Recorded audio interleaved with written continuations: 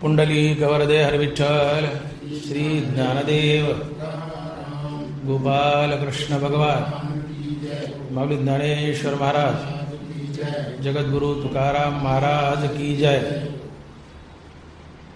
एरवी बाह्य तरी विषय नाही, परी मानसी जरी होईल काही, तरी संदेत तुझी पाही हा संसार वसे. ग्रंथराज ज्ञानेश्वरी अध्याय क्रमांक 2. एरवी बाह्य तरी विषय नाही, परी मानसी जरी होईल काही,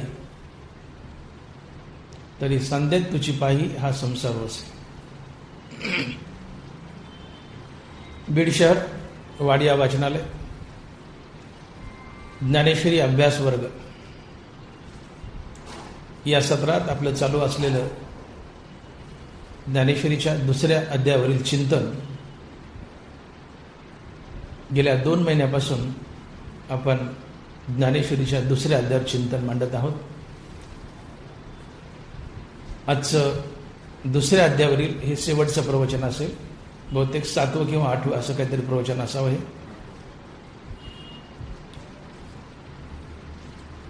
ओवी क्रमांक 285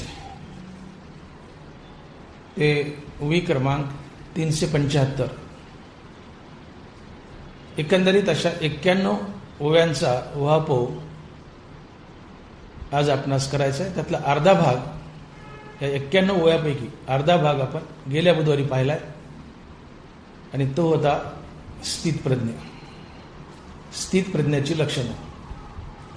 त्यातलाच अर्धा उरलेला भाग आज आपल्याला पाहायचा आहे. स्थितप्रज्ञ म्हणजे सिद्ध पुरुष, याची लक्षणं आपण सविस्तर गेल्या बुधवारी पाहिली आहेत. आजच्या चिंतनात भगवंतानं सिद्ध पुरुष आणि साधक या दोघांची तुलना केली आहे. परमार्थ करताना साधक नेमका कुठं चुकतो? सिद्ध पुरुष आणि साधक या दोघांची तुलना केली आहे.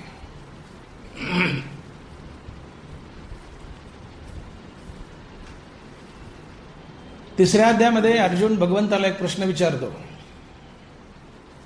तरी देवा हे ऐसे कैसे जे ज्ञानियाची स्थिती भ्रंसे, मार्ग सांडोनी आनदिसे चालत देखो, आस्था संगू सांडिती संसर्गू करिता न धाती, वनवासीही सेविती जनपदाते. देवा म्हणले असं काय होतं? एक ज्ञानी पुरुष, एक संन्यासी देव भेटावा म्हणून वनात जातो, आणि वनातून पुन्हा परत जनात येतो, संसारात येतो, भरपूर संसार भोगतो आणि आपलं पतन करून घेतो. असं का होतं? तरी हे देवा ऐसे कैसे जे ज्ञानियाची स्थिती भ्रंसे, मार्ग सांडोनी आनरसे चालत देखो. ज्ञानी आहे, संन्यासी आहे, देव भेटा म्हणून वनात गेलाय, पण वनातून त्याला कोणीतरी खेचून पुन्हा जनात आणलंय, संसारात आणलंय, भरपूर संसार भोगायला लावलाय आणि त्याचं पतन झालंय. देवा असं का होतं?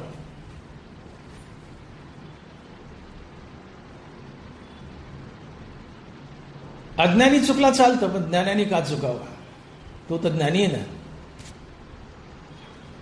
आंधळ्या माणसाला जर दळण करायला दिलं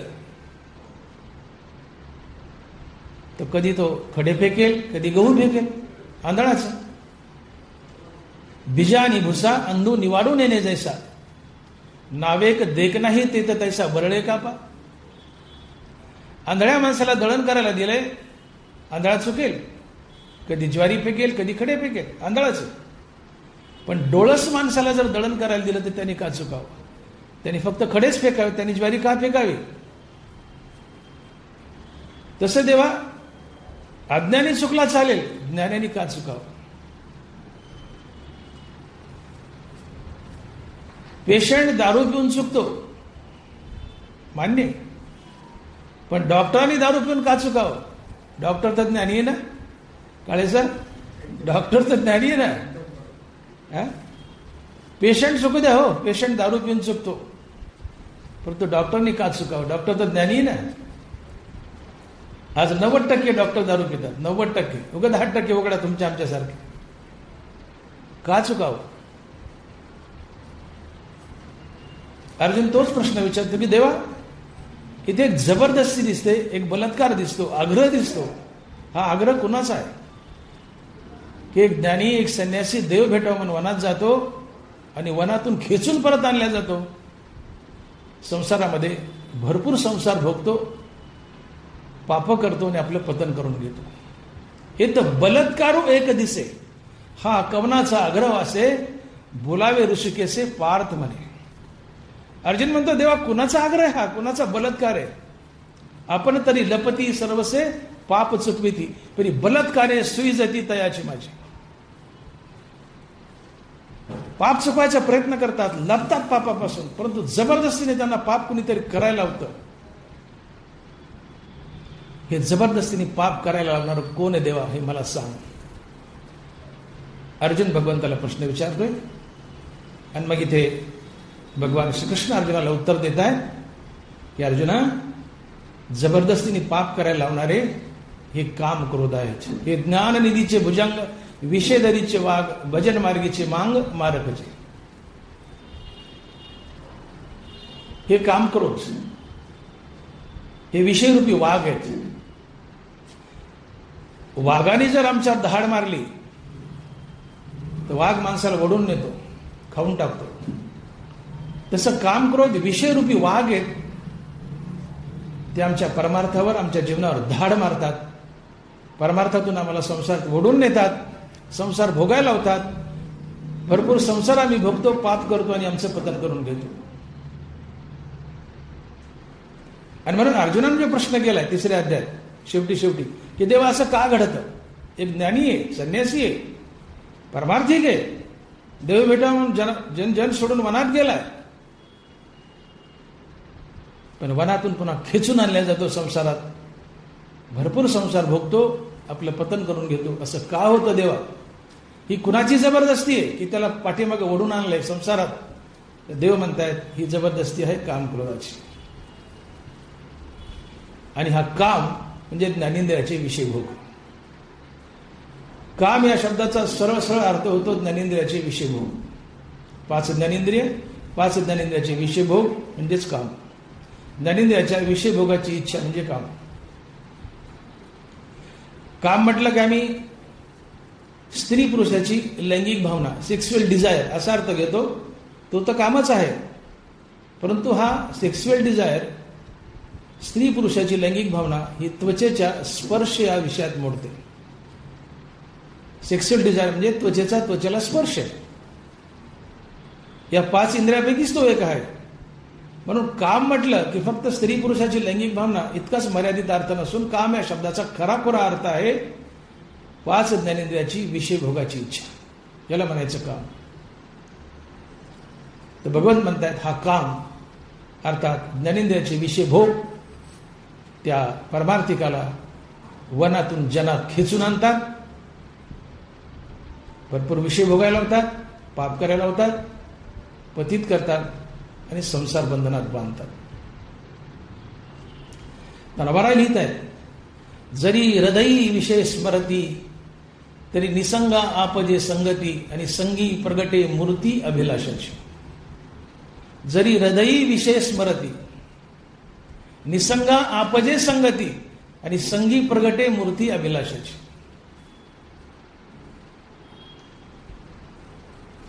एक मनुष्य आजच्या वेळी ज्ञानाबाला हेच बोलतायत की बाह्य तरी विषय नाही, तरी मानसी जरी होईल काही तरी संदेत तुझी पायी हा संसार असे. बाह्य तरी विषय नाही, बाहेरून विषयाचा त्याग केलाय, परी मानसी जरी होईल काही. बाहेरून विषयाचा पूर्णपणे त्याग आहे, पण मनात विषय भोगाची आवड शिल्लक आहे, आसक्ती शिल्लक आहे. आणि मग ही आसक्ती, ही आवड विषय भोगाची तुमच्या मनात विषय भोगाची लालसा पैदा करतात. नरवारा लिहितात, जरी हृदयी विषय स्मरती तरी निसंग आपजे संगती, संगी प्रगटे मूर्ती अभिलाषाची.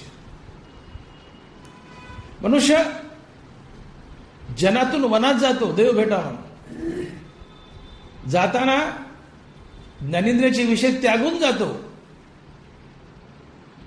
पण ज्ञानेंद्रियाच्या विषयाची आवड त्यागत नाही, ज्ञानेंद्रियाच्या विषयाची आसक्ती त्यागत नाही. विषय त्यागलेत पण त्या विषयाची आसक्ती आणि आवड त्यागत नाही. ती आवड आणि आसक्ती सोबत घेऊन जातो. आणि तिथे गेल्यानंतर, वनात गेल्यानंतर ही विषयभोगाची आवड, विषयभोगाची आसक्ती त्याच्या मनात विषयाचं वादळ किंवा चिंतन सुरू करते. आणि विषयाचं चिंतन सुरू केलं की विषय भोगाविषयी वाटतात.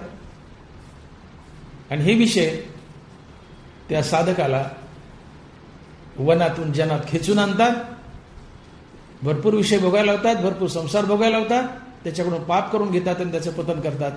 ती व्यक्ती नरकाला जाते.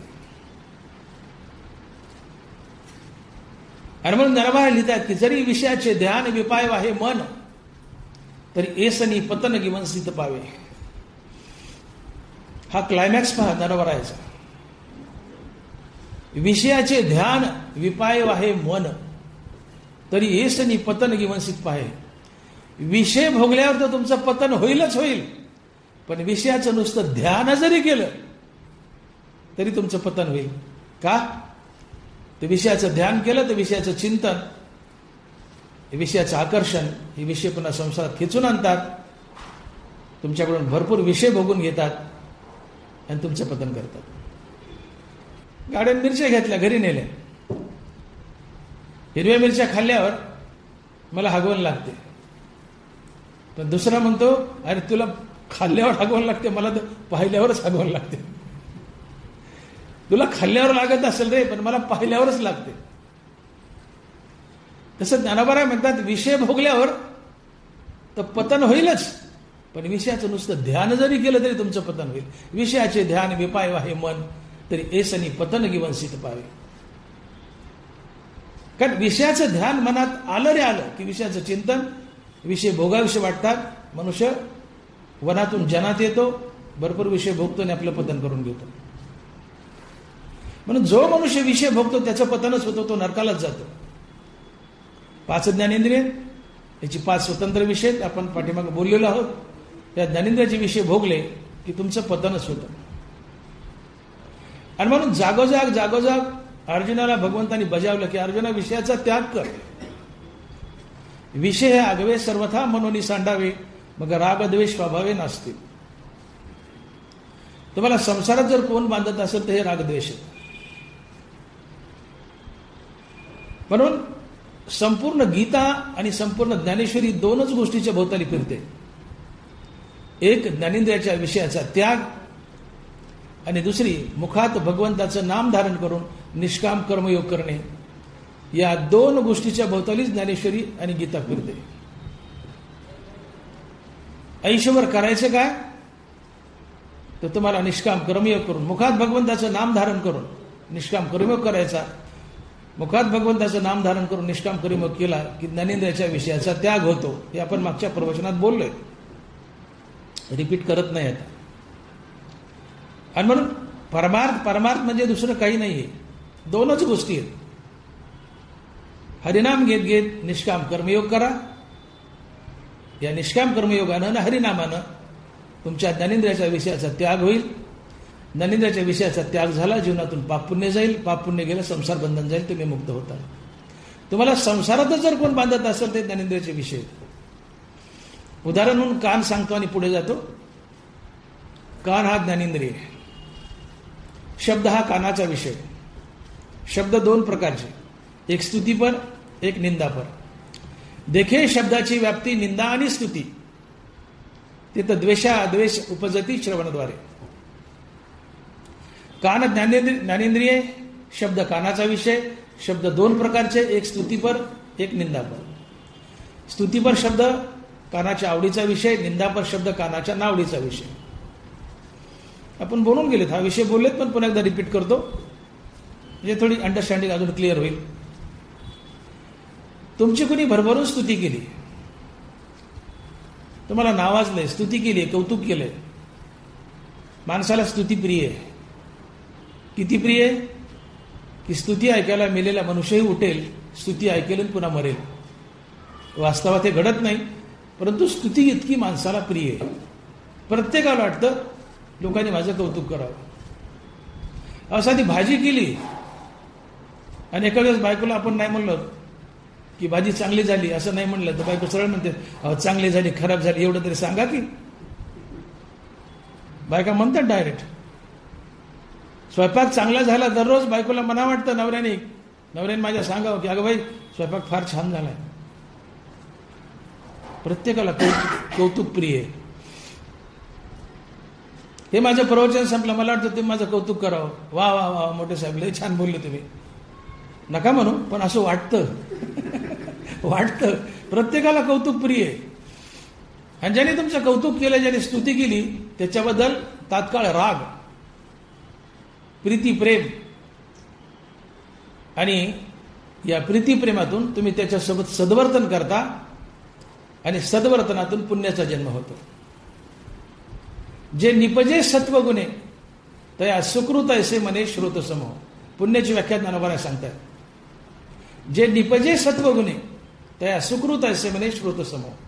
जे सत्वगुणातून जन्माला येतं ते पुण्य असतं. तुमची कोणी स्तुती केली आहे, तुमच्या कानानं स्तुतीपर शब्द भोगलाय, ज्यांनी स्तुती केली त्याच्याबद्दल राग म्हणजे प्रीती, प्रेम. या रागातून, प्रीतीतून, प्रेमातून सद्वर्तन आणि सद्वर्तनातून पुण्याचा जन्म. पुण्य परोपकारा पाप ते परपिडा. ज्यांनी स्तुती केली त्याच्याबद्दल राग, प्रीती, प्रेम, त्यातून त्याच्यासोबत सद्वर्तन, परोपकार, त्यातून पुण्याचा जन्म. आता तुमची कुणी निंदा केली, घाणघाण बोलले, वाईट बोलले, शिव्या दिल्यात, गचाळ बोलले, हाणले, मारले, शिव्या दिल्यात, निंदा केली आहे. आत अहंकार सुप्तावस्थेत दडलेला असतो. तो आतून ढुसणी मारतो. बाग म्हणतो तुझी निंदा केली. तो अहंकार तुमच्या कानाला निंदापर शब्द भोगायला लावतो. तुमच्या कानानं निंदा भोगली की तात्काळ ज्याने निंदा केली त्याच्याबद्दल तुमच्या मनात द्वेष निर्माण होतो. द्वेष क्रोधाला जन्म देतो. क्रोधातून सारासार विचार नाहीसा होतो. सारासार विचार नाहीसा झाला की बुद्धी भ्रष्ट होते. बुद्धी भ्रष्ट झाली की तुम्ही त्या माणसासोबत गैरवर्तन करता, हाणता, मारता, शिवीगाळ करता, त्याला परपिडा करता, आणि या परपिडेतून पापाचा जन्म होतो. आणि पुण्य आणि पाप म्हणलं की संसार बंधन आलंच. अगा कर्मे जेवरावे तेही सुखदुःखी फळावे आणि तया ते भोगावा यावे देहायक. मुंगीच्या पायात जरी पुण्यपाप तुमच्या जीवनात शिल्लक असेल तर ते भोगण्यासाठी तुम्हाला पुन्हा पुन्हा जन्म धरावेच लागतात. आगा कर्मे जेवरावे तेही सुखदुःखी फळावे आणि तया ते भोगावा यावे देहायक. रागातून पुण्य जन्माला आलं, द्वेषातून पाप जन्माला आलं. तुम्हाला संसारात कुणी बांधलं? पुण्य पाप. ज्या दिवशी तुमचं जीवन पाप पुण्य रहित होईल, पुण्य नाही पापही नाही, न्यूट्रल, ज्या दिवशी जीवन पाप पुण्य रहित होईल त्या दिवशी सद्गुरू तुम्हाला शोधत येतो आणि मुक्ती देतो. परंतु नगभरही पुण्यपाप शिल्लक असेल तर सद्गुरू येत नाही, मुक्ती देत नाही. ते भोगावंच लागतं, पुन्हा पुन्हा जन्म धरावा लागतात. मग तुम्हाला संसारात कुणी बांधलं? पुण्यपाप. पुण्यपाप कुणामुळं? रागद्वेषामुळं. रागद्वेष कुणामुळं? ज्ञानेंद्रियाचे विषय भोगामुळं. ज्ञानेंद्रियाचे विषयभोग कुणामुळे? अहंकारामुळे. अहंकारातून ज्ञानेंद्रियाचा विषयभोग, ज्ञानेंद्रियाच्या विषयभोगातून रागद्वेष, रागद्वेषातून पुण्यपाप, पुण्यपापातून संसार बंधन. आणि मग ज्ञानोबा बोलतात की रागद्वेष जरी निमाले तरी ब्रह्मीचे साम्राज्य आले, मग तो भोगी सुख आपले आपणाचे. ज्ञानेंद्रियाचे विषय टाकले, अहंकार टाकला, ज्ञानेंद्रियाचे विषय टाकले की रागद्वेष जातात. रागद्वेष गेले की पुण्यपाप जातं, पुण्यपाप गेलं की ब्रह्म साम्राज्य येतं, अर्थात मुक्ती येते. आणि म्हणून भगवंत अर्जुनाला जागोजाग बजावतायत की अर्जुना ज्ञानेंद्रियाच्या विषयाचा त्याग कर. ज्ञानेंद्रियाच्या विषयातून रागद्वेष, रागद्वेषातून पुण्यपाप, पुण्यपापातून संसार बंधन. पण आयुष्यभर करायचं काय? तर रागद्वेष घालवायचे. मग रागद्वेष घालायचे तर ज्ञानेंद्रियाचे विषयभोग घालायचे. आणि म्हणून ज्ञानेंद्रियाचे विषयभोग घालणं यासाठी आयुष्यभर केलेली रामनामाची साधना हाच परमार्थ असतो.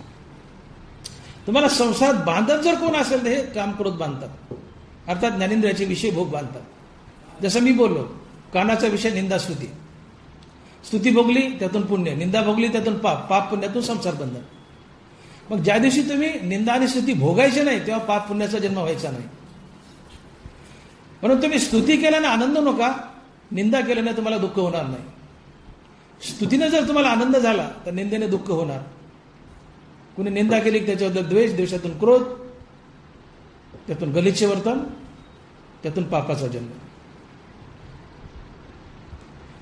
पण परमार्थ म्हणजे काय नुसत्या टाळ्या वाजवणे, गदारोळ करणे, हरिपाठ म्हणणे, काकडा म्हणणे, पंढरीची वारी करणे, हा खरा परमार्थच नाहीये. खरा परमार्थ आहे की आपण आपल्या ज्ञानेंद्रियावर ताबा मिळवणं. आणि आपण आपल्या ज्ञानेंद्रियावर ताबा मिळवणं हे जीवनातलं सगळ्यात मोठं सार्थक असतं. रवरा बोलतात, म्हणून आपुली आपण पिया जरी इंद्रिय ती आया तरी अधिक काय धनंजय सार्थक असेल.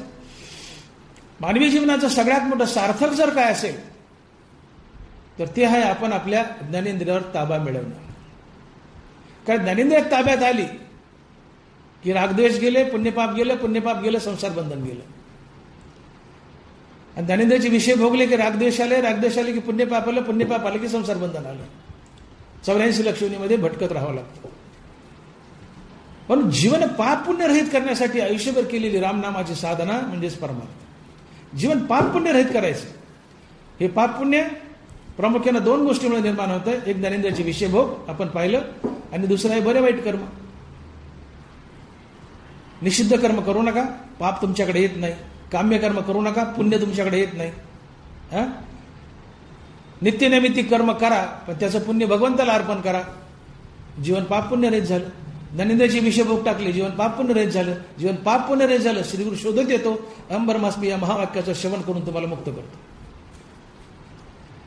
आणि म्हणून हा गीतेचा सार आहे, ज्ञानेश्वरीचा सार आहे. काय तर तुम्ही तुमचे ज्ञानेंद्रिय जिंका, पाप पुण्याची निर्मिती थांबेल आणि तुम्ही मुक्त व्हाल.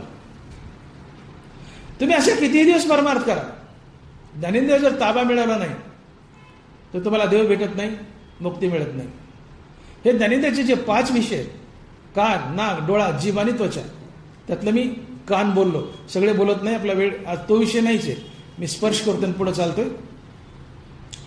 जसं कान आहे, तुमची कुणी तोंड भरून स्तुती केली, आनंदू नका, आनंदू नका. तुम्हाला लाख शिवाय दिला, निंदा केली, तुम्हाला दुःख होणार नाही. स्तुतीने आनंद झाला, निंदेने दुःख होणारच. स्तुतीने आनंद नका, निंदेने दुःख होत नाही. आणि म्हणजे मान अपमानात सहाय, सुख दुःख जित समाय, निंदा स्तुती नो हे दुखंडू जो. निंदा आणि स्तुती जो सारखीच मानतो. निंदा आणि स्तुती करुण मानी एके पांती. खरा स्थितप्रज्ञ, खरा सिद्ध पुरुष तो असतो की समजा माझं हे प्रवचन संपलं, तुम्ही सगळे आले, माझी लाख स्तुती केली, माझ्या तोंडावरची रेषा सुद्धा हलू नये, मी भरळून जाऊ नये. तुम्ही माझी स्तुती केली आणि मी खुश झालो, ह्या ह्या क्या करायला लागलो, हसायला लागलो, त्याचा अर्थ मी चिचूर आहे, अजून चिचूर आहे, मी अजून ज्ञानेंद्रिय जिंकले नाही. तुम्ही यावं, माझी स्तुती करावी, करू द्या ना, समाज स्तुती करणारच, चांगल्याला चांगलं म्हणणार, पण आपल्या अंतःकरणाची बैठक मोडू द्यायची नाही. स्तुतीने आनंद मानायचा नाही, न्यूट्रल राहायचं. मग तुमच्यापैकी एखादा आलं उपटून मला म्हणलं तुम्हाला प्रवचन येत नाही, घाण झालं, तर मला दुःखही होणार नाही. स्तुतीने आनंद झाला, निंदेने दुःख होणारच. हे ज्ञानेंद्रियाचे विषय टाळा. सुगंधाने आनंद झाला, दुर्गंधाने दुःख होईल. सुगंधाने आनंद नका, दुर्गंधाने दुःख होत नाही. मृदुस्पर्शाने आनंद झाला, चापट मारल्याने दुःख होईल. मृदुस्पर्शाने आनंद नका, चापट मारल्याने दुःख होणार नाही. सुरेख रूप पाहिल्याने आनंद नका, घाणेरडं रूप पाहिल्याने दुःख होत नाही. सुरेख रूपाने आनंद आला तर घाणेरड्या रूपाने दुःख होणारच. गुलाबजामुन खाल्ले, आनंद झाला तर कडू कारला खाल्लं दुःख होईल. गुलाबजामुने आनंद नका, कडू कारल्याने दुःख होणार नाही. हे ज्ञानेंद्रियाचे विषय टाळा. हे 5 ज्ञानेंद्रिय तुमच्या जीवनात पाप पुण्याची निर्मिती करतात, राग द्वेषातून, आणि पुण्यपाप तुम्हाला संसारात बांधते. म्हणून अख्ख्या गीतेत, अख्ख्या ज्ञानेश्वरीत भगवंत आणि ज्ञानोबा एकच इशारा करतायत की विषय हे आगवे सर्वथा मनोनी सांडावे, मग राग द्वेष स्वभावे नसतील. अर्जुना, विषयाचा त्याग कर. ननिंदाच्या विषयाचा त्याग झाला की रागद्वेष नासले, पुण्यपाप गेलं, ब्रह्मसाम्राज्याला अर्थात मुक्ती आली. आणि ननिंदाचे विषय भोगले की रागद्वेष आले, त्यातून पुण्यपाप आलं की संसार बंधन आलं. तुम्ही लाख परमार्थ करा. आणि मग इथं भगवंत अर्जुनाला हेच समजवतात, नवरा लिहितात की बाह्य तरी विषय नाही, परी मानसी जरी होईल काही, तरी सांदेत तुझी पायी हा संसार वसे. आम्ही बाहेरून नटतो, पोशाख करतो, माळा घालतो, गंध लावतो, गोपीचंद लावतो, भगवे कपडे घालतो, पांढरे कपडे घालतो, कडक पोशाख करतो, बाहेरून नटतो. बाह्य तरी विषय नाही, बाहेरून विषयाचा त्याग आहे, परी मानसी जरी होईल काही. बाहेरून त्याग आहे, पण मनात थोडीही विषय भोगाची लालसा, आसक्ती, आवड जर शिल्लक असेल तर विषयाचं चिंतन मनात सुरू होतं.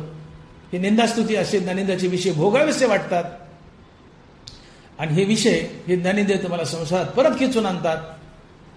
हे विषय भोगायला लावतात, भरपूर तुमच्याकडून पाप करून घेतात, तुमचं पतन करतात, नरकाला राहतात.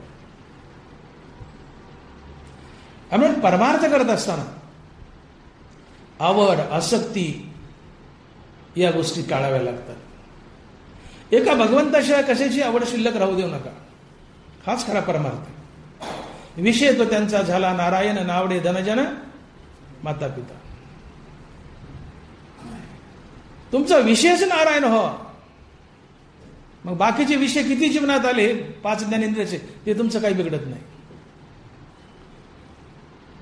तुमचा विषय जर नारायण झाला तर तुमची कोणी स्तुती केली आनंद होत नाही, कुणी निंदा केली दुःख होत नाही. मग स्तुती नाही, सत्कर्म नाही, पुण्य नाही, निंदा भोगली नाही, गलिच्छ वर्तन नाही, पाप नाही, संसार बंधन नाही.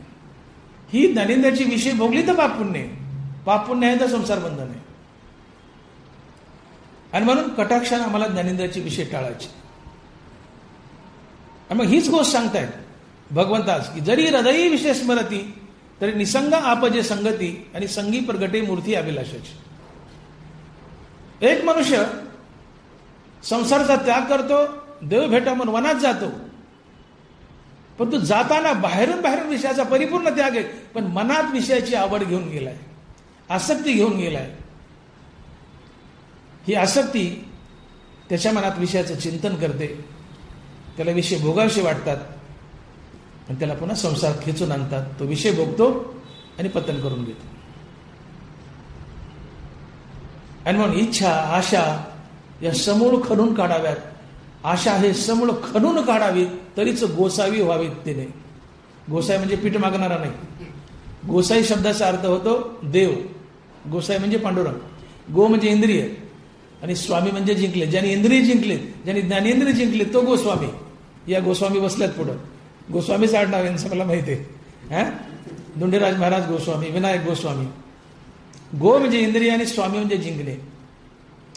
ज्यांनी इंद्रिय जिंकले तो गोस्वामी, आणि ज्यांनी इंद्रिय जिंकले तो गोस्वामी असतो. तो साक्षात देव असतो, पांडुरंग असतो, आणि त्याला नाव पडलं गोसावी. त्या गोस्वामीलाच गोसावी नाव पडलं. आशा ही समूळ खणून काढावी, तरीच गोसावी व्हावे. त्याने तुमची आसक्ती, आशा ही समूळ जावी. विषय भोगाची नको, संसाराची नको, कुठलीच आशा नको, कुठलीच आसक्ती नको. तर तुम्ही खरे परमार्थिक, खरे देव किंवा तुमचा परमार्थ सफल होईल. मग तुम्ही जनातून वनात जाताय, पण आशा घेऊन जाता. बाहेरून विषयाचा त्याग आहे, पण मनात आशा घेऊन जाता, आसक्ती घेऊन जाता. ती आशा, आसक्ती तुम्हाला परत खेचून आणते, त्याने त्याचे विषय भोगायला होते, पतन करते. एक मनुष्य देव भेटावा म्हणून जंगलात गेला, वनात गेला. वनात एक कोपी तयार केली, आणि त्या कोपीत बसून आपली साधना करू लागला.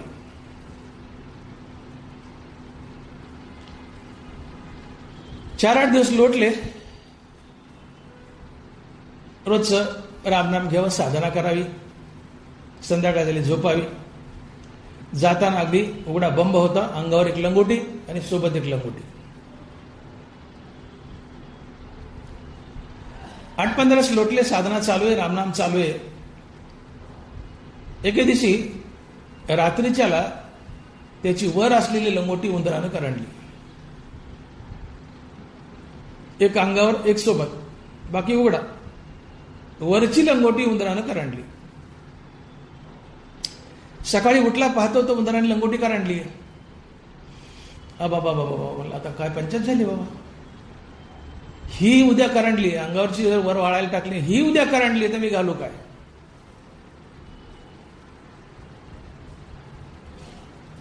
गावात भिक्षेला गेला. भिक्षेमध्ये एका धनिक माणसाकडून एक मांजर मागून आणली. म्हणले, मालक असं असं उंदरं झालेत माझ्या कुपीत, मी साधना करतोय डोंगराला, हरिभक्त आहे, पण वरची लंगोटी उंदराने करंडली हो, आता ही करंडली तर मी काय घालू, मला एक मांजर द्या. दयाळू होता, धनिक मनुष्य होता. त्यांनी मांजर दिली, मांजर घेतली, गेला. मांजर म्याव म्याव म्याव म्याव करायला लागली. उंदरं पळून गेले. म्हणलं बरं झालं, आता लंगोटी वाचली. लंगोटी वाचली, पण ती जात मांजराची.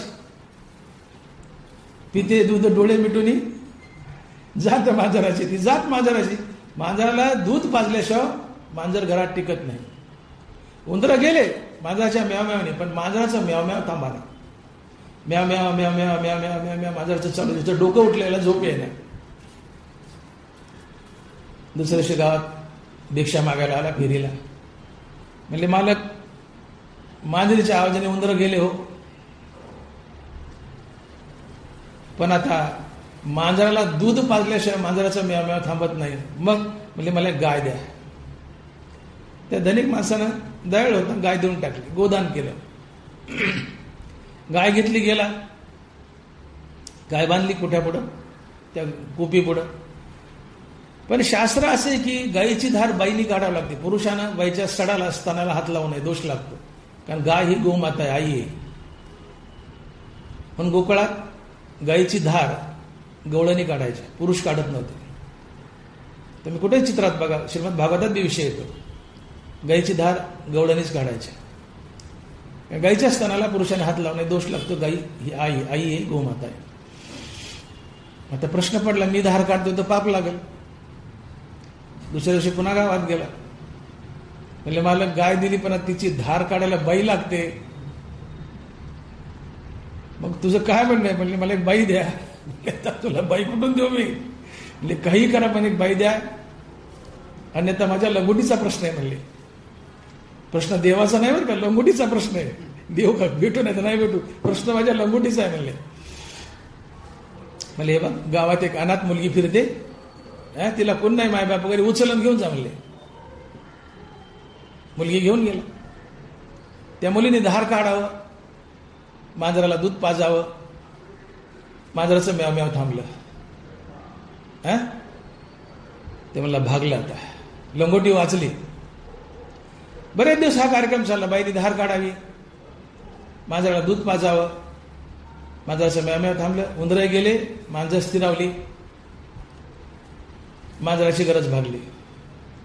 पण एक दिवशी ती बाई हळूच म्हणते, महाराज. तो म्हणतो, काय? मांजरीची गरज भागली हो, पण माझ्या गरजेचं काय? माझ्या गरजेचं काय? तर तो म्हणतो, तुला कशाची गरज आहे? म्हणजे नवऱ्याची. म्हणजे तर नवरा कुठून आणू? म्हणजे हो की महाराज, तुम्हीच नवरा. ते म्हणले, जमायचं नाही, मी महाराज आहे. ती म्हणली, माझं जमायचं नाही, मी चालले. म्हणजे जाऊ नको, जाऊ नको. प्रश्न लंगोटीचा आहे. तू गेली तर धार काढायला बाई नाहीये, मांजराला दूध मिळायचं नाही, मांजर निघून जाईल, पुन्हा उंदरं येतील, राहिलेली लंगोटी उंदरं करांडतील. त्या बाईशी लग्न केलं, डोंगराला पाळणा हलू लागला. का? जरी हृदयी विशेष स्मरती, तरी निसंगा आपजे संगती, संगी प्रगटे मूर्ती अभिलाषाची. लंगोटीची आसक्ती, माझी लंगोटी वाचावी. आणि म्हणून तुकोबाराय बोलतात की आशा हे समूळ खणून काढावी, तरीच गोसावी व्हावे त्याने. सांसारिक वस्तूची आशा, आसक्ती, मग ती आसक्ती विषयाची असो किंवा सांसारिक वस्तूची असो, कुठली असो, आशा आसक्ती समूळ खणून काढाव्यात. मुळासकट जेसीबीने, जसं झाड आम्ही जेसीबीने काढतो, वरून खोडातून तोडलं त्याला आगाऱ्या फुटतात. तुम्ही जर झाड तोडलं खोडातून, त्याला आगाऱ्या फुटतात, फांद्या फुटतात, नवीन झाड पनपतं. म्हणून ते खोड जेसीबीने उकरून काढावं लागतं, तेव्हा ते नवीन झाड पनपत नाही. तशा आशा ह्या समूळ मुळासहित खणून काढाव्यात. आणि म्हणून विषय भोगाचे असो, संसारिक वस्तूचे असो, कुठलीच आसक्ती घेऊन तुम्ही तपश्चर्येला जाऊ नका, वनात जाऊ नका. साधना करायला गेला, बाहेरून विषयाचा त्याग आहे, बाहेरून विषय त्यागलेत, पण अंतःकरणात हृदयात काय घेऊन गेलाय? लंगोटीची आसक्ती. मग ती आसक्ती लंगोटीची असो की विषयाची असो, आसक्ती तुम्हाला पुन्हा संसारात खेचून आणते. त्या बाईसोबत लग्न केलं, संसारात अडकलं. आणि म्हणून बाह्य तरी विषय नाही, परी मानसी जरी होईल काही, तरी संध्या तुझी पाही हा संसार असेल. बाहेरून विषयाचा त्याग आहे, पण साधना करायला तुम्ही ज्यांना वनात चाललेत, तर जात असताना सोबत जर विषयाची आसक्ती आणि आवड घेऊन गेले, तर या विषयाचं चिंतन घडतं आणि तुम्हाला विषय भोगाविषयी वाटतात. हे विषय तुम्हाला जनामध्ये, संसारामध्ये खेचून आणतात, भरपूर विषय भोगायला लावतात आणि तुमचं पतन करतात. आणि म्हणून साधना कडीला जावी असं वाटत असेल तर ज्ञानेंद्रियाचा तर त्याग, ज्ञानेंद्रियाच्या विषयाचा बाहेरून तर त्याग करा, पण अंतःकरणातून त्याची आवडही नाहीशी करा, आसक्ती नाहीशी करा. तुम्ही जनात राहा की वनात राहा, आसक्ती तुमचा पिच्छा सोडत नाही. एक टीसभर लंगोटीमध्ये पूर्ण संसार भरून राहिलाय. एक 500 रुपयाची नोट आहे, एकच तुकडा आहे कागदाचा, 500 रुपयाची नोट आहे, पण त्याच्यात 500 रुपये ठासून भरलेत. एक रुपया केला तर किती झालं? 500ची नोट 500 झाले का नाही? एक रुपया केला तर 500 रुपयामध्ये एका 500च्या नोट्यात जसे 500 रुपये ठासून भरलेत, तसे एका लंगोटीमध्ये सुद्धा संसार ठासून भरलाय. तुम्ही जनात राहा की वनात राहा, आसक्ती पिच्छा सोडत नाही. नरभारा लिहितात, घरी कुटुंबपणे सरे वनी वन्य होऊन अवतरे, नागव्याही शरीरे जो लागला आहे. जे वनात देव भेटा म्हणून नागे होऊन फिरतात, नागवे होऊन फिरतात, आसक्ती त्यांचाही पिच्छा सोडत नाही. जसे या माणसाला लंगोटीची आसक्ती झाली, नागव्याही शरीर जो लागला आहे. वनात गेला पण लंगोटीची आसक्ती घेऊन गेला, त्या आसक्तीने त्याला खेचून आणलं, पुन्हा संसारात अडकवलं. म्हणून आशा हे समूळ खणून काढावी. तुम्हाला देव हवाय ना, देव व्हायचंय ना, आशा ही समूळ खणून काढावी, आसक्ती समूळ खणून काढावी. आणि मग साधक इथंच चुकतो. आजच्या प्रकरणात सिद्ध आणि साधक, भगवंताने या दोघांची तुलना केली आहे. जो सिद्ध आहे, जो स्थित प्रज्ञ आहे, त्याने ज्ञानेंद्रियाचे विषय बाहेरून तर त्यागले, पण अंतःकरणातून विषयाची आसक्तीही त्यागली, विषयाची आवडही त्यागली. नुसते बाहेरून विषय त्यागून भागत नाही, मनातून त्या विषयाची आवडही त्यागावी लागते. जो खरा स्थित प्रज्ञ आहे, खरा सिद्ध पुरुष आहे, त्याने ज्ञानेंद्रियाच्या विषयाचा त्याग तर केलायच, पण या विषयाची आवडही त्यागली आहे, विषयाची आसक्तीही त्यागली. तेव्हा तो खरा स्थित प्रज्ञ असतो, सिद्ध पुरुष असतो. परंतु काही साधक कुठे चुकतात? भगवंत या 91 वयात आज मांडतायत की सिद्ध पुरुषाने बाहेरून ज्ञानेंद्रियाच्या विषयाचा त्याग केलाय, मनामध्ये विषयाची आवडही त्यागली. पण साधक कुठे चुकतो? बाहेरून विषयाचा त्याग करतो, पण त्याच्या मनात विषयाची आवड शिल्लक असते. आणि आवड विषयाचं चिंतन करायला होते, विषय भोगाशे वाटतात, आणि आवड तुम्हाला पुन्हा संसार खेचून आणते, भरपूर संसार भोगायला होते, तुमचं पतन करते. म्हणून बाह्य तरी विषय नाही, पण मानसी जरी होईल काही, तरी संध्येत तुझी पाही हा संसारास. बाहेरून विषयाचा त्याग आहे. गंध लावतो, माळा घालतो, टोप्या घालतो, पांढऱ्या कपडे घालतो, कीर्तन करतो, प्रवचन करतो, किंवा कीर्तन प्रवचन ऐकतो, परमात चाललाय, विषयाचा त्याग आहे पण बाहेरून आहे. पण मनात जर विषयाची आसक्ती शिल्लक असेल तर हा संपूर्ण संसार तुमच्या नशिबी ठेवलेलाच आहे. आणि म्हणून बाह्य तरी विषय नाही, पण मानसी जरी होईल काही, तरी संध्येत तुझी पाही संसार असेल. तुम्ही जोपर्यंत ज्ञानेंद्रियाच्या विषयाचा त्याग आणि ज्ञानेंद्रियाच्या विषयाची आवड दोन्ही गोष्टी त्यागत नाहीत, तोपर्यंत सिद्ध पुरुष बनत नाहीत. पण बाहेरून ज्ञानेंद्रियाच्या विषयाचा त्याग आहे आणि अंतःकरणात जर आवड शिल्लक असेल तर ही आवड तुम्हाला संसार खेचून आणते, विषय भोगायला लावते, तुमचं पतन करते आणि संसारात बांधते. आणि साधक नेमका इथंच चुकतो. बरेचसे साधक इथेच चुकतात. ज्ञानोबाने लिहित आहेत की श्रोतादी इंद्रिय आवर्ती परी रसने निमून करते, ते सहस्रदा कवळी जिती विषयी. साधक कान, नाक, डोळा आणि त्वचा या चारही ज्ञानेंद्रियाला आवर घालतो, पण जिभेला आवर घालत नाही. ही बाकीची ज्ञानेंद्रिय लवकर ताब्यात येतात, पण जीभ लवकर ताब्यात येत नाही. सगळ्यात चावट जीभ आहे, विषय भोगायलाही आणि बोलायलाही. मी म्हणतो माणसाला जीभ नसती तर मनुष्य बराच सुखी राहिला असता. माणसाला जीभच दिली नसती देवाने तर मनुष्य बराच सुखी राहिला असता. की जगामध्ये जे भांडण तंटा आहे 99% जिभेमुळे, 99% जिभेमुळे. एकदा जीभ आणि दाताचं भांडण लागलं. दात म्हणले जिभे तू एकटी आहेस आणि मासाळे, आम्ही दात आहेत 32 आहेत, हाडकासारखे निभर आहेत, तुझ्यावर तुटून पडलो तुझा खिमा करू, तुझा भोगा करू. दात जिभेला म्हणते तुझा भोगा करू. जीभ म्हणली असं आहे का, बघू का तुमच्याकडं.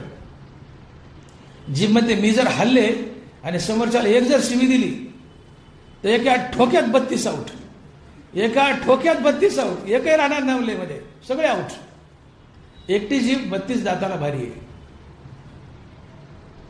जगातील 99% भांडण जिभेमुळे. आणि म्हणून मी बोललो की माणसाला जीभ नसती तर माणूस बराच सुखी राहिला असता.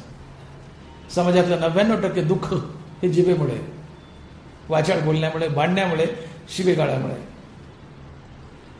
धनाबारा बोलतात की साधक हे बाकीचे 4 ज्ञानेंद्रियाला आवर घालतात. श्रोत्रादी इंद्रिय आवरती परी रसने नियमन करते. रसना म्हणजे जीभ. बाकीचे इंद्रिय आवरतात पण जिभेला आवर घालत नाही.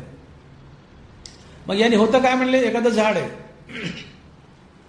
त्या झाडाचा शेंडा खोडायचा पण त्याच्या मुळाला पाणी घालायचं चालूच ठेवायचं. काय होतं मग, ते झाड उभं वाढायचं याची आडवं वाढतं. वरी वरी पालवी खोडीचे आणि मुळी तरी उदक घालीचे. तुम्ही झाडाचा शेंडा खोडलाय आणि मुळाला पाणी घालायचं चालू ठेवलं, ते उभं वाढायचं आडवं वाढ. तसं बाकीच्या इंद्रियांना आवर घातलाय पण जिभेला आवर नाही घातला तर ज्ञानाबारा बोलतात त्याचा मानसी विषय पोके रचनेद्वारे. तुमच्या अंतःकरणात विषय वासना जर कशानं बळावत असतील तर त्या एकाच कारणामुळं ज्यावेळेस तुम्ही तुमची जीभ चरायला मोकळी सोडता, तुमची जीभ चरायला मोकळी सोडता. साधक हा करपात्री असावा. तुम्ही जैन धर्मात बघा, जैन मुनी जर आले ते जैन मुनी कधी ताटात, परात, तांब्या हे जे प्लेट्स असतात कधी वापरत नाहीत. ते करपात्री असतात, अशी वंजळ करतात. आणि जे काय असेल मग, गोड असं, आंबट असो, कडू असं, सगळं वंजळीत वाता. त्याची चव बिघडव नाही तर काही हो, तुम्हाला काय टाकायचं टाका वंजळीत. आणि ते वंजळीनी तोंडाने पाणी पिल्यासारखं ते अन्न खाऊन टाकतात. याला म्हणतात करपात्री. साधक हा करपात्री असावा. आहारी मित संतोषी माप नसवे. आहारी मित संतोषी माप नसवे. मपिला बोली बोलीजे का मितला पावली चालीजे, निद्रेही मान दीजे अवसर एके. जागणे जरी झाले तरी ते व्हावे मितीले. धनबारायनी तुम्हाला मर्यादा घालून दिल्यात. आहार तरी सेविजे परी युक्तीचे ने मापे मविजे, आणि क्रियाजात आचरिजे तयाच स्थिती. आहार तरी सेविजे परी युक्तीचे नि मापे मविजे. युक्त आहार विहार नेम इंद्रियासी सार, नसावी बासर निद्रा बहुभाषण. आहार विहार हे मर्यादित असावं, मोजकं असावं. एक वेळेस खातो तो योगी असतो, 2 वेळेस खातो तो भोगी असतो, आणि 3 वेळेस खातो तो रोगी असतो. 1 वेळेस खातो तो योगी, 2 वेळेस खातो तो भोगी, 3 वेळेस खातो तो रोगी. तुम्ही कशात बसतात घरी गेल्या बघा, योग्यात, भोग्यात का रोग्यात. मग तुकोबाराय बोलले, रसना अनावरी तुका म्हणे डोंगव आहे. तुकोबारायचा शब्द आहे, रसना अनावरी तुका म्हणे डोंगव आहे. जिभेला आवर नाही घातला तुका म्हणे डोंगव आहे. आणि मग साधक हा करपात्री असावा. आहारी मित संतोषी माप नसवे. का तर तुम्ही जीभ चरायला मोकळी सोडली तर तिच्यातून विषय बलवान होतात. सेक्स्युअल विषय आणि हे कानाचे वगैरे हे सगळेच विषय बलवान होतात, बळावतात. हे विषय तुम्हाला भोगावेसे वाटतात. आणि विषय भोगण्यासाठी तुम्ही संसारात खेचल्या जाता, भरपूर विषय भोगताना आपलं पतन करून घेता, तुमचा परमार्थ कडीला जात नाही. आणि मग जिभेला आवर घाला.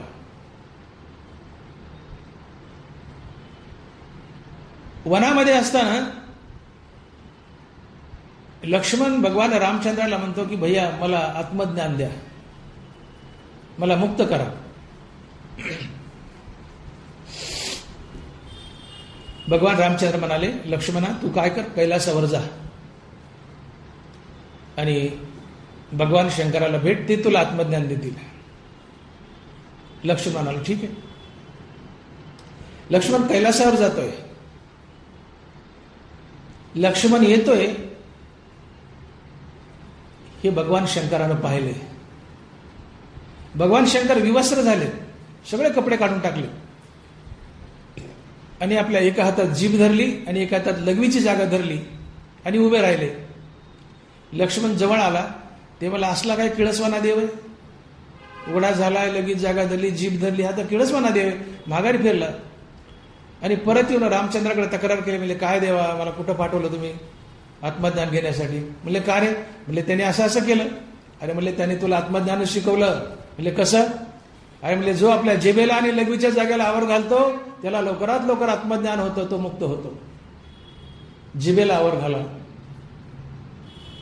लवकर सिद्ध पुरुष व्हाल. साधक इथं चुकतो. नानाबा बोलतात की श्रोत्रादी इंद्रियावरती परी रसने नियमन करते, ते सहस्रजा कवळी जिती विषयी वरवरी पालवी खुडजे आणि मुळी तरी उदक घालीजे, कैसेनी नासू निपजे वक्षातया. त्याचा मानसी विषय मुख्य रसनेद्वारे. तुम्ही जीभ जेवढी चरायला मोकळी सोडाल तितके अंतकरणामध्ये विषय पोचतील, बलवान होतील आणि विषय तुम्हाला संसारात बांधतील, तुमचं पतन करतील. आम्ही कीर्तनकार स्वतःला साधक म्हणतो. ठीक आहे, साधक म्हणजे काय? साधकाची व्याख्या काय? तुकोबाराने साधकाची व्याख्या सांगितली. साधक कुणाला म्हणा? समजा मी कीर्तनकार आहे, मी स्वतःला जर साधक म्हणत असेल आणि आपण म्हणून घेतो, आम्ही परमार्थात वावरतो म्हणजे आम्ही काय म्हणतो? भले आम्ही सिद्ध नाही पण साधक म्हणून घेतो ना. तुकोबाराय साधकाची व्याख्या सांगतात. साधकाची दशा उदास असावी, उपाधी नसावी अंतर्बाह्य. साधकाची दशा उदास असावी, उपाधी नसावी अंतर्बाह्य. म्हणजे तो देहावर उदास असावा. देह जावो अथवा राहो पांडुरंगी दड भाव. हा देह गळून पडला, तुटून पडला तरी त्याला भान राहू नये, याला म्हणायचं उदास. या देहावरी उदासू अशा परी उखिता जैसा बिटारी बसला आहे. दोन माणसं बस स्टँडवर उभे, दोघाला दोन गावाला जायचे, दोघाजवळ आपल्या आपल्या पिशव्या आहेत, दोघं गाडीची वाट पाहत आहेत. तेवढ्यात एकाला लघुशंका आली. तो म्हणला मी लघुशंका करून येतो, लघवी करून येतो, माझ्या बिराड्याला लक्ष ठेव. तो एक लघुशंकेला गेलाय, तेवढ्या त्या दुसऱ्याची गाडी आली. ते गाडीत बसलं, निघून गेलं. याचं सामान मोकार पडलं माघारी असतं. चोरांनी लुटलं, चोरं घेऊन गेले. याचं सामान चोरी गेलंय, त्या गाडीत बसून गेला, त्याला घेणं देत नाही. याच्या सामानाबद्दल तो उदास आहे. गाडी आली, बसला गेला, याच्या सामानावर उदास आहे. तसं आपल्या देहावर उदास राहा. या देहावरी उदास व्हायच्या परी उखिता जैसा बिडारी बसला आहे. तर दुसऱ्या माणसाची राखण करायला सांगितली, गाडी आली, निघून गेला, तो उदास आहे. चोरी जाऊन तर काही हो. तो जसा आपल्या सामानावर उदास आहे तसं देहावर उदास असा. या देहावरी उदास व्हायच्या परी उखिता जैसा बिडारी बसला आहे.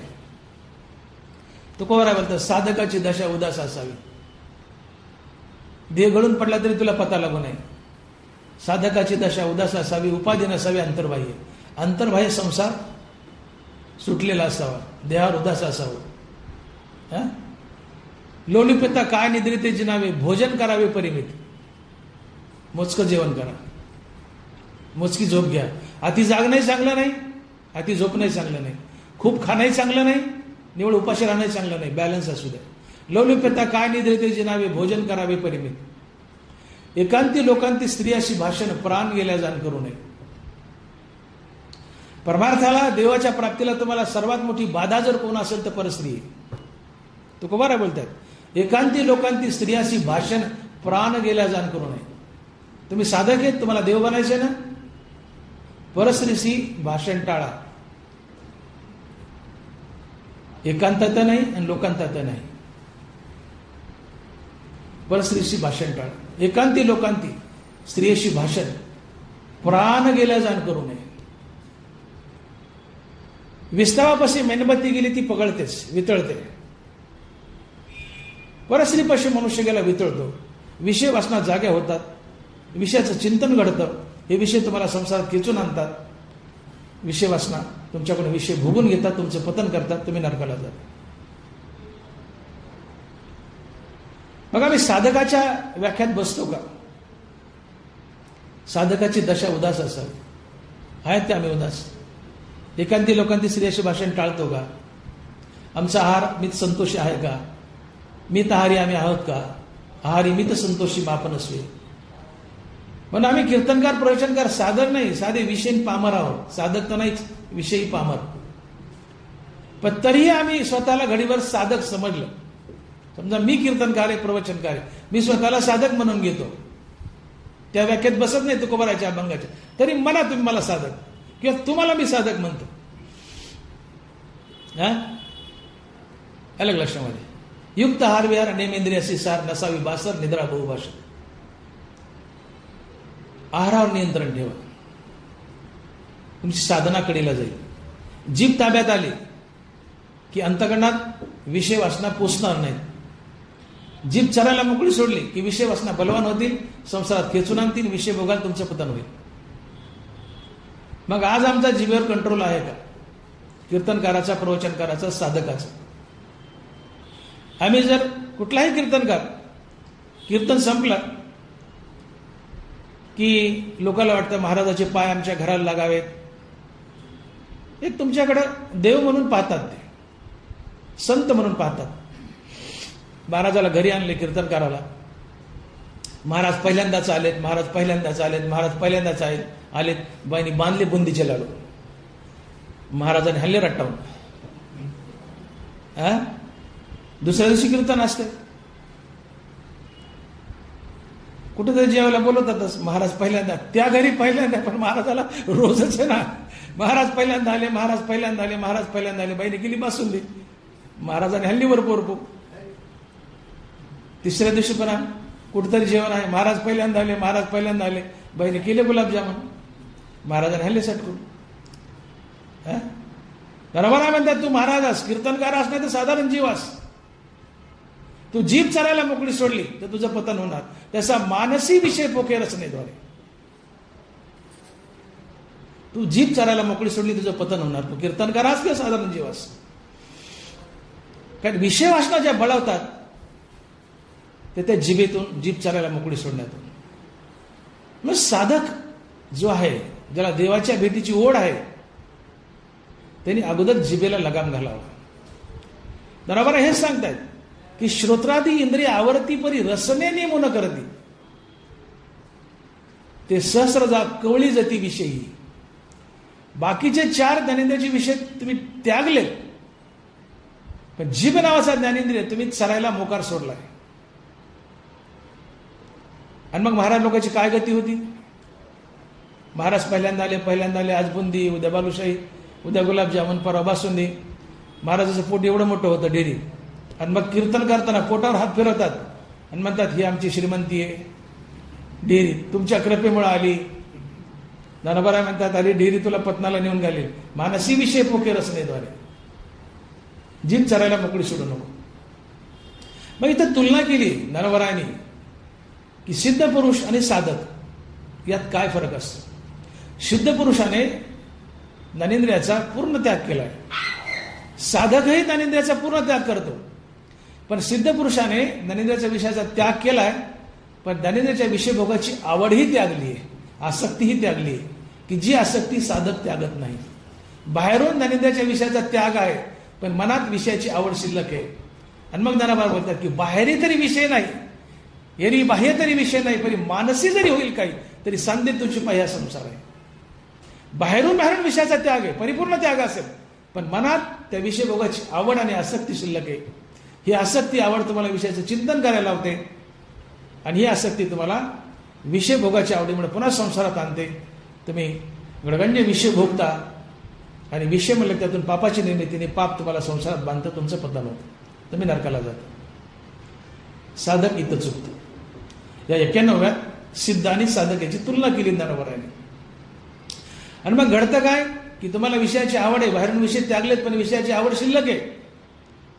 मग ज्ञानोबा लिहित आहेत की अभ्यासाची घरटी यमनियमाची ताटी जे सदा मना मुठी धरून राहती तीही की जी ती कासाविसी या इंद्रियाची प्रौढी ऐसी जैसे मांत्रिका ते विवसी भुलविगा. तयाचे संधी मन जाय मग अभ्यासाले टोटावले ठाये असे बळकटपण आहे इंद्रियाचे. इंद्रिय एवढी बलवान आहेत की तुम्ही बाहेरून विषयाचा त्याग केला पण मनामध्ये विषयाची आवड शिल्लक ठेवली. ते एवढे बलवान आहेत ते भल्या भल्याची फजिती करतात म्हणले.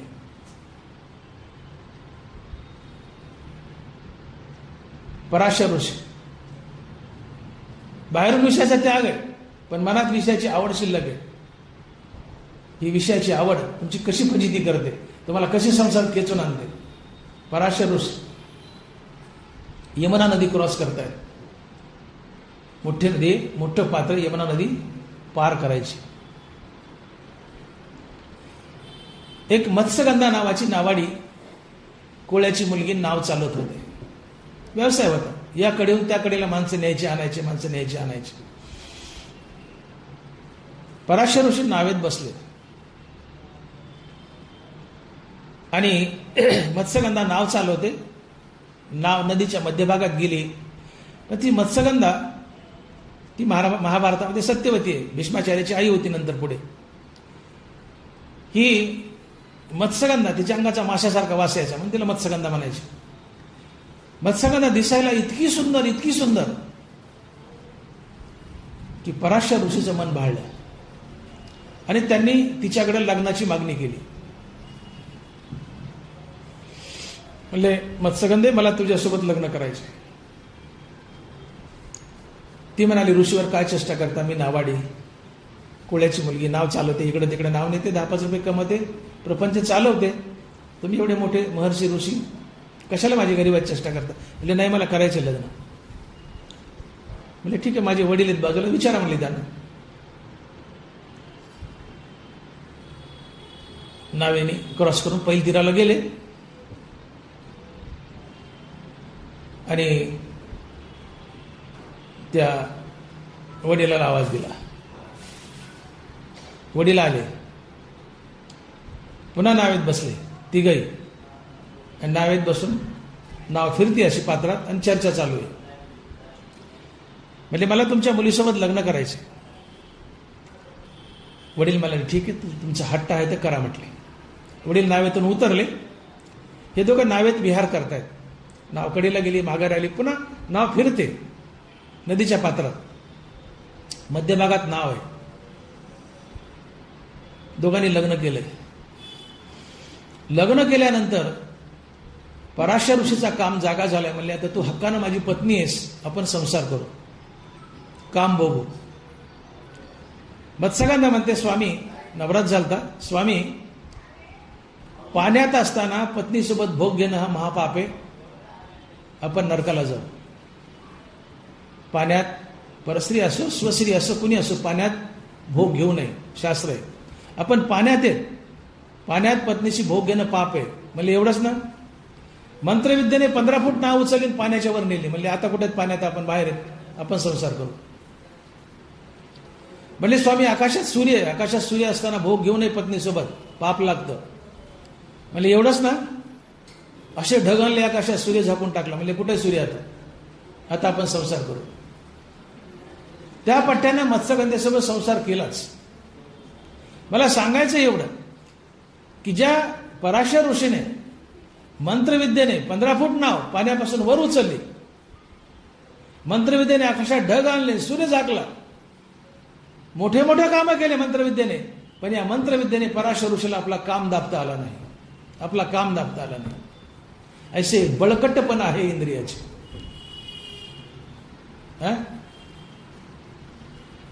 तयाच्या संधी मन जाय मग अभ्यासीले ठोठावले ठाये, अशी बळकटपणा आहे इंद्रियाची. तुम्ही बाहेरून इंद्रियाचा विषयाचा त्याग केलाय, पण मनात विषयाची आवड शिल्लक आहे, आसक्ती शिल्लक आहे, तर विषयाचं चिंतन घडतं. विषय भोगाविषयी वाटतात, तुम्ही संसारात येता, हे विषय तुम्हाला संसार खेचून आणतात. संसारात आले भरपूर विषय भोगता, विषय बघून पापाची निर्मिती, हे पाप तुम्हाला नरकाला नेतं, तुमचं पतन होतं.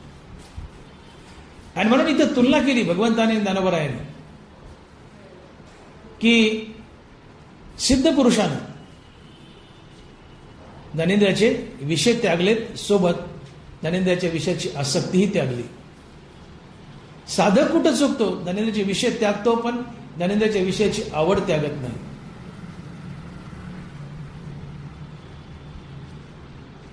ते कामदेव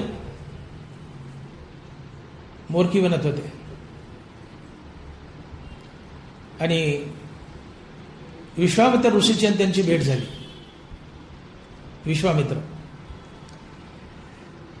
विश्वामित्र म्हणाले, कामदेवा, आता तो कामदेवा कुणासाठी मोरकी विणता म्हणले? माझ्यासाठी का? म्हणले, अरे तुला मोरकीची काय गरज आहे? तुला तर माझी मेनकाच पुरेशी झाली, तुला माझी मेनकाच बस झाली. आणि विश्वामित्र मेनकेच्या जाळ्यात अडकला, संसार केला, लग्न केलं. तुला तर माझी मेनकाच पुरी झाली म्हणले. मग कुणासाठी विणता? म्हणले, मारुतीराय आणि शुकदेव. मारुती आणि शुकदेव हे दोघं माझ्या तावडीत सापडत नाहीत, त्यांच्यासाठी मोरकी विणतं. शेवटपर्यंत हे दोघं कामाच्या तावडीत नाही सापडले. विश्वामित्रासारखा ऋषी 60,000 वर्ष तपश्चर्या केली. किती? 60,000 वर्ष. त्या काळात माणसाला 1,00,000 वर्ष आयुष्य होतं. सत्ययुगात. त्रेतायुगात 1 शून्य कटला, 10,000 वर्ष. द्वापार युगात 1 शून्य कटलं, 1,000 वर्ष. कलियुगात 1 शून्य कटले, 100 वर्ष. आम्ही 100 वर्षात मोडतो. 60,000 वर्षाची तपश्चर्या विश्वामित्राची. पण ऋषी असूनही, एवढी तपश्चर्या असूनही मेनकेसोबत लग्न केलं का? जरी हृदय विशेष स्मरती तरी निसंगापजे संगती, संगी प्रगटे मूर्ती अभिलाषाची. एरवी बाह्य तरी विषय नाही, पण मानसी जरी होईल काही, तरी सांधे तुझी पाह्या संसारच. ऋषी आहे, बाहेरून विषयाचा पूर्ण त्याग केलाय, पूर्ण त्याग आहे, पण मनामध्ये विषयाच्या आसक्तीचा त्याग नाही, विषयाच्या आवडीचा त्याग नाही. विषयाची आवड शिल्लक आहे, आणि विषयाची आसक्ती आवड शिल्लक राहिली की विषयाचं चिंतन घडतं, आणि आसक्ती तुम्हाला संसार खेचून आणते, लग्न करायला होते मेनकेसोबत, संसार करायला होते, संसार. आणि म्हणून इथे आजच्या प्रस्थितीत दरबारा बोलतात की एरवी बाह्य तरी विषय नाही, परी मानसी जरी होईल काही, तरी सांधेत तुझी पाय ह्या संसाराचे. की अर्जुना, सिद्ध पुरुषाला स्थित प्रज्ञ म्हणतात. स्थित प्रज्ञ अर्थात सिद्ध पुरुष बाहेरून पूर्णपणे विषयाचा त्याग करतो, पण मनामधील विषयाच्या आवडीचाही त्याग करतो. साधक कुठं चुकतो? बाहेरून ज्ञानेंद्रियाच्या विषयाचा परिपूर्ण त्याग करतो, पण मनामध्ये विषयाच्या आवडीचा त्याग करत नाही. त्याच्या मनात विषयाची आवड आणि आसक्ती शिल्लक असते, आणि विषयाची आवड आणि आसक्ती जर शिल्लक असेल तर मनामध्ये विषय भोगाचं चिंतन सुरू होतं, आणि विषय भोगाचं चिंतन सुरू झालं की विषय भोगाविषयी वाटतात. मग हे विषय भोग आणि विषय भोगाचं चिंतन तुम्हाला वनामधून जनात खेचून आणतं, भरपूर संसार भोगायला होतं, आणि तुमचं पतन करतं. आणि म्हणून बाहेरून विषयाचा त्याग आहे. एरवी बाह्य तरी विषय नाही, परी मानसी जरी होईल काही, तरी सांधेत तुझी हा संसार असेल.